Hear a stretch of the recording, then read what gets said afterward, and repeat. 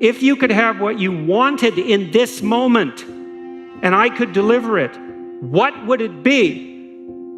How much of the mess that you see around you would vanish if the mess that you could put straight was put straight?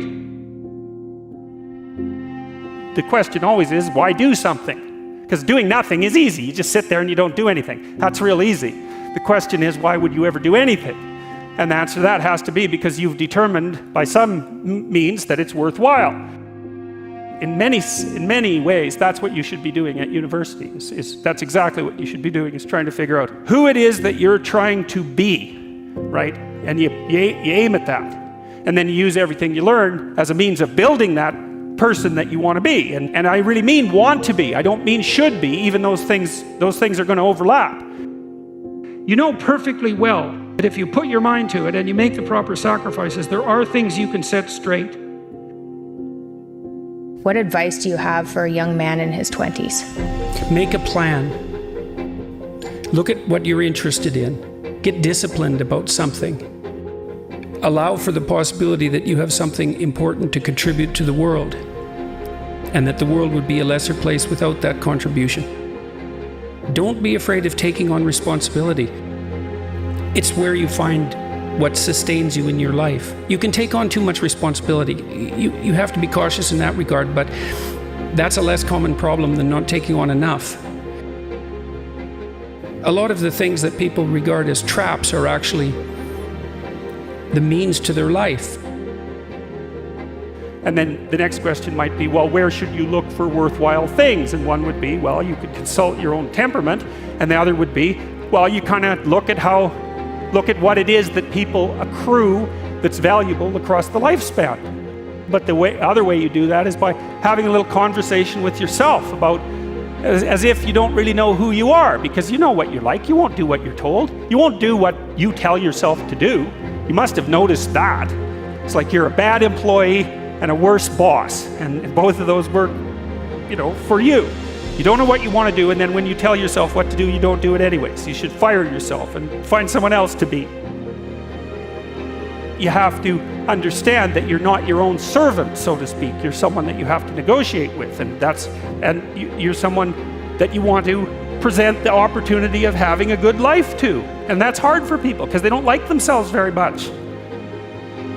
So, they're always like cracking the whip and then procrastinating, and cracking the whip and then procrastinating. And it's like, God, it's so boring and such a pathetic way of spending your time. And you know what that's like because you probably waste like 6 hours a day.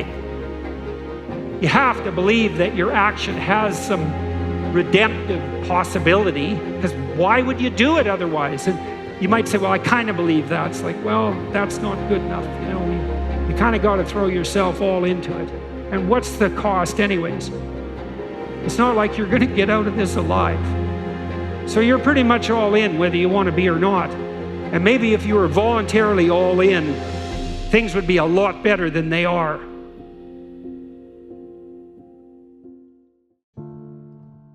If the world isn't everything that you want it to be, maybe you're not acting the way you should.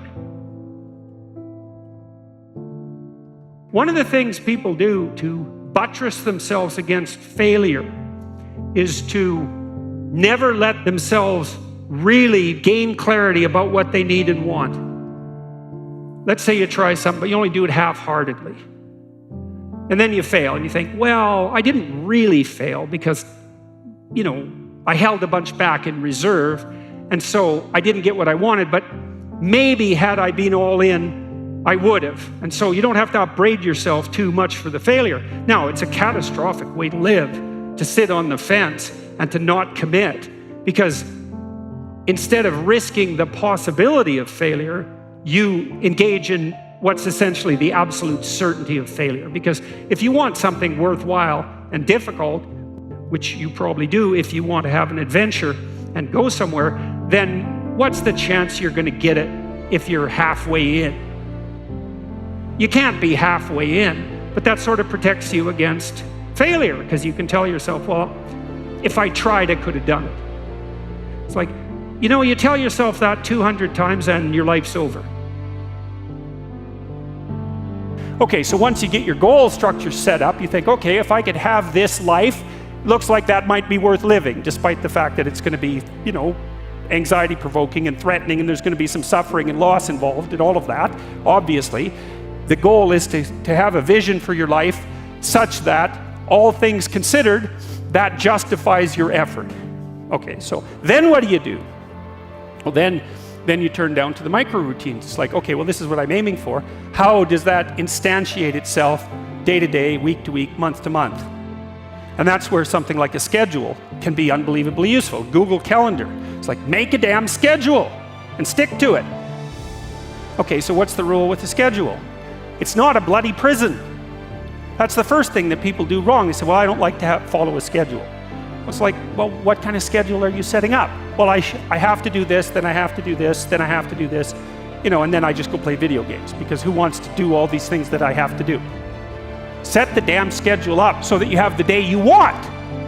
If I was going to set it up so it was the best possible day I could have, what would it look like?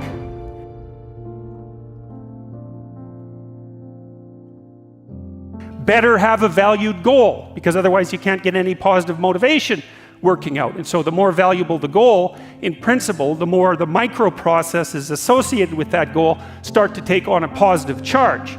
And so what that means is, well, you get up in the morning and you're excited about the day, you're ready to go. And so as far as I can tell, what you do is you specify your long-term ideal, you specify your goal, you do that in some sense as a unique individual. You want to specify goals that make you say, oh, if that could happen as a consequence of my efforts, it would clearly be worthwhile.